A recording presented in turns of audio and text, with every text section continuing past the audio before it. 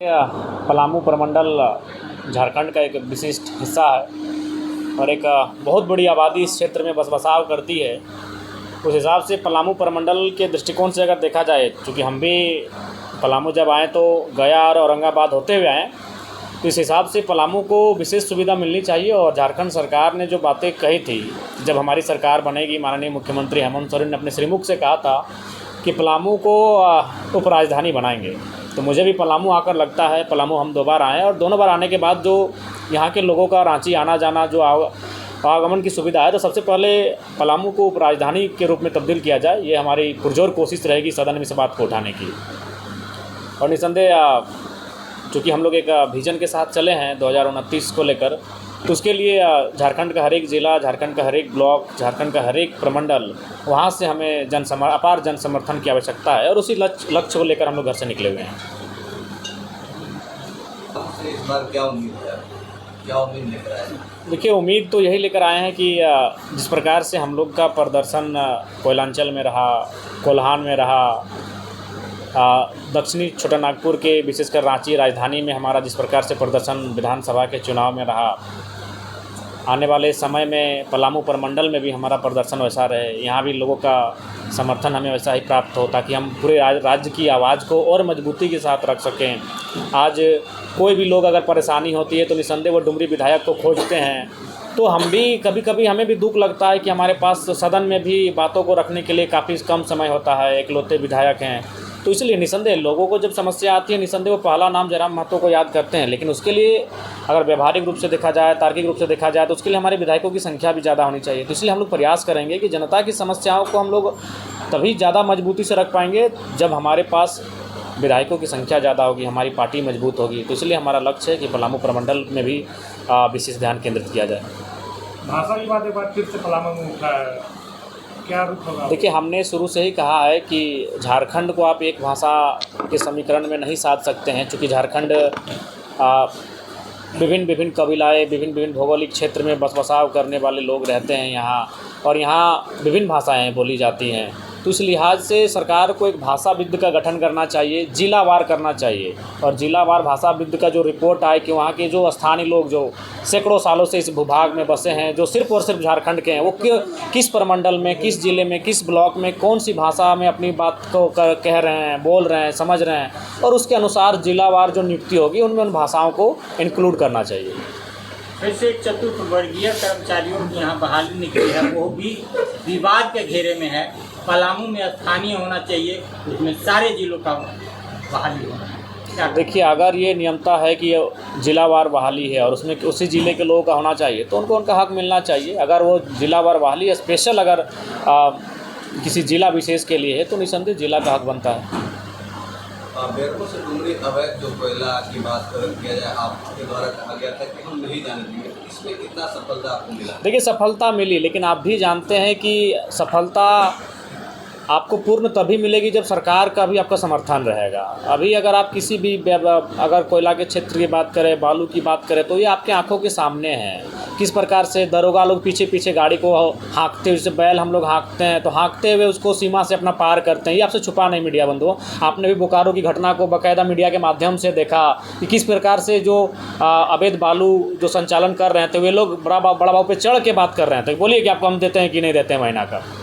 तो जब तक सरकार इन चीज़ों को गंभीरतापूर्वक नहीं लेगी, एक विधायक होने के नाते हम प्रयास कर सकते हैं, उस पर हम अवरोध भी उत्पन्न करते हैं, लेकिन पूर्ण रूपेण सफल तभी मिलेगी जब सरकार इसको गंभीरतापूर्वक लेगी।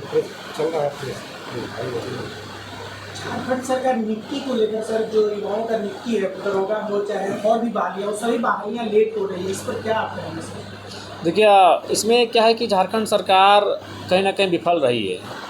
मैया सम्मान योजनाओं के अलावा जितनी भी योजनाएं या फिर जितने भी वादे झारखंड सरकार ने किया था दूसरी बार सरकार आने से पूर्व, कहीं ना कहीं उनमें विफलता दिख रही है। चाहे वह वैकेंसियों की बात हो, उनकी नियमित कैलेंडर जारी करने की बात हो, या फिर जो लोग दोषी या कदाचार करते हुए पाए जाएंगे उन पर दोष सिद्धि के बाद उन पर कानूनी कार्रवाई की बात हो, उन पर कहीं ना कहीं वो फेलियर हो रहे हैं।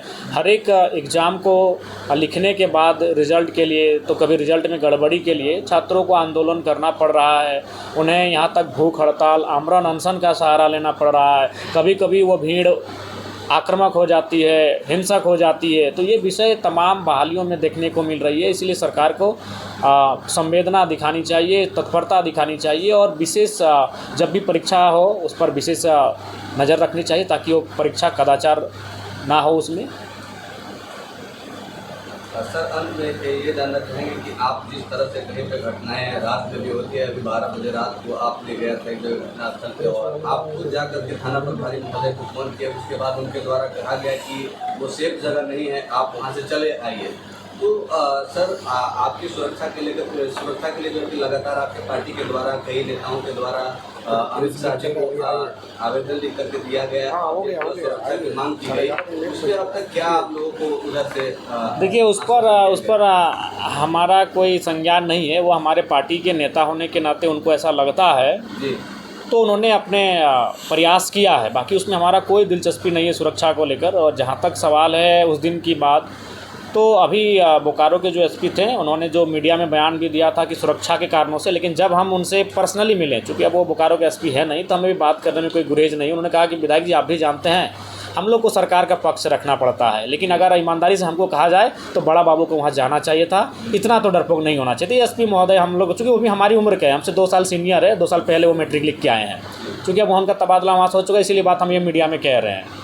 उन्होंने स्पष्ट कहा कि देखिए मीडिया में जो बातें कहते हैं विधायक जी उसको दिल पे मत लीजिएगा, क्योंकि हम लोग की भी बाध्यता होती है। लेकिन अगर मेरे भी बात को मैं अगर आपकी जगह होता तो शायद बड़ा बाबू को वहाँ आना चाहिए। तो ये एसपी महोदय ने खुद कहा, हालांकि उन्होंने मीडिया में कुछ और कहा, लेकिन अब वो चूँकि बोकारो के एसपी रहे नहीं, तो इसलिए बात हम भी मीडिया में शेयर कर रहे हैं। अच्छा जयराम जी, लगातार जब जनता दरबार आप लगाते हैं तो कहीं ना कहीं इस पलामू प्रमंडल के लोग भी जो है आपकी उनकी समस्या लेकर वहाँ पहुँचते हैं। तो आज पलामू प्रमंडल के दौरा पे हैं, क्या लगता है कि वैसे कुछ समस्या आप तक? बहुत सारी समस्याएं आ चुकी है जी। सुबह से ही लोग अपने आवेदन को दिए, अपनी समस्याओं को दिए, उनको हम लोगों ने अपने फाइल में रख लिया है। और जैसे ही हम कार्यक्रमों से फुर्सत हो जाएंगे उसको पढ़ेंगे और उसके बाद देखेंगे कि किस विभाग से संबंधित फाइलें हैं, उस विभाग से हम टेलीफोनिक भी बात करेंगे और अपने लेटर हेड के माध्यम से उनसे पत्राचार भी करेंगे। क्या लगता है कि जिस तरह से आज पलामू प्रमंडल का दौरा है, तो इसी तरह से हर जगह पे आप जो है जेल कैंप को एक अग्रसर रूप देने के लिए तैयार हैं कि क्या रणनीति? निसंदेह हमने तो अभी फिलहाल चूँकि अब ये बारिश का मौसम है, इसलिए सब लोग खेतीबाड़ी में, झारखंड खेतीबाड़ी प्रमुख राज्य है, तो फिर जैसे ही बारिश और खेतीबाड़ी का मौसम समाप्त होगा उसके बाद फिर से हम प्रत्येक सैटरडे संडे को किसी अन्य ज़िला का दौरा करेंगे, वो ज़िला जो हमारे कोयलांचल से बाहर हो। जैसे आज हम पलामू में हैं तो हो सके अगला बार लातेहार में होंगे, अगला बार गढ़वा में होंगे, लोहरदगा में होंगे, साहिबगंज में होंगे, पाकुड़ में होंगे, दुमका में होंगे, गोड्डा में होंगे। तो इस प्रकार से प्रत्येक संडे को हमारा दौरा रहेगा विभिन्न ज़िलों में जो कोयलांचल की सीमा से बाहर आते हैं। चूँकि धनबाद, बोकारो, गिरिडीह तो हमारा रोज़ का आना जाना है, रामगढ़ तक भी हम प्रत्येक दूसरे दिन पहुँच ही जाते हैं, हजारीबाग भी तीसरा चौथा दिन हम पहुँच ही जाते हैं। तो इसके बाहर जो ज़िले हैं उन पर प्रत्येक सप्ताह हमारा एक विजिट होगा, वहाँ के कार्यकर्ताओं से मिलेंगे, वहाँ के लोगों की समस्याओं से रूबरू होंगे और अपना सार्थक प्रयास करेंगे। झारखंड विधानसभा की तरफ से आपको जो है अदर स्टेट जो है कुछ चीज़ों को सीखने के लिए भेजा गया था, उस क्या चीज़ समझ पाए जो झारखंड में अप्लाई करनी चाहिए? आपको लगता है कि वो चीज़ों में कमी है जो अन्य स्टेटों में है? देखिए अन्य स्टेट जो हम गए हैं वहाँ जो लोकेलिटी है वो स्पष्ट है कि जो अन्य राज्यों से के लोग हैं वहाँ अगर नौकरी के लिए जाते हैं भी सरकारी नौकरी, जैसे मान के चलिए कोई उत्तर प्रदेश का आदमी अगर यहाँ वीडियो बन के आ जाता है या फिर कोई अन्य पदाधिकारी या फिर कोई सरकारी नौकरी करने के लिए आ जाता है तो निसंदेह आए, आने के लिए किसी को मना नहीं, भारत कुछ % भाई आएंगे, लेकिन वो भाड़े घर में रहेगा। जब उसका नौकरी समाप्त हो जाएगा वो सो तो अपना फिर जहाँ से वो आया था वहाँ चला जाएगा। ये होना भी चाहिए। जैसे हम लोग रेलवे में काम करते तो रेलवे क्वार्टर देती है, BCCL में काम करते तो BCCL क्वार्टर देती है। जब हम नौकरी को समाप्त कर देते हैं तो अपना क्वार्टर को छोड़ देते हैं, सारी सुविधाओं को छोड़ देते हैं और फिर अपना गाँव, अपनी मिट्टी वापस चले जाता है। ये होना चाहिए और ये वहाँ पर है, अरुणाचल प्रदेश में है, नागालैंड में है, आसाम आपका मेघालय में है, सिक्किम में है, जहाँ हम गए ये उनका खूबसूरत नियम है कि ताकि अन्य राज्यों के लोग जाकर वहाँ बसाव करके उस राज्य को बाधित नहीं कर पाएंगे। बिहार में विधानसभा चुनाव क्या आपकी हम तो देखिए अभी उतना हम लोग बलशाली नहीं हुए हैं कि बिहार चुनाव के बारे में सोचे, लेकिन इतना है कि हम लोग विचारों से बलशाली हो चुके हैं। प्रशांत किशोर जी नो डाउट आज जो बिहार में काम कर रहे हैं, अब वो वहाँ के लोग क्या सोचते नहीं सोचते, लेकिन झारखंड में जिस प्रकार हम लोग देख रहे हैं एक नई सोच, एक नई उभार के साथ आए हैं। तो देखिए उनके भी नेता कहीं ना कहीं जयराम महतो को वहाँ नाम ले रहे हैं, अपने जनसभाओं में जयराम महतो की विचारधारा को रख रहे हैं और वहाँ नहीं है। तो देखिए अभी तेजस्वी जी कहीं ना कहीं उन्होंने झारखंड को देखा, झारखंड को सुना और वो अब क्या कह रहे हैं कि बिहार में 100% जो बिहार की नौकरियाँ होंगी वो बिहार को मिलेगा। ये तो झारखंड में बोली जा रही थी। जब झारखंड में बोली जा रही थी तो लोग कह रहे हैं चुनाव नहीं लड़ेंगे, लेकिन क्या प्रचार करने जाएंगे? देखिए अभी तक ये तय नहीं हो पाया है, क्योंकि अभी हम लोग को समझना होगा बिहार की आबो हवा क्या है, वहाँ हमारा क्या प्रभाव है, क्या पकड़ है।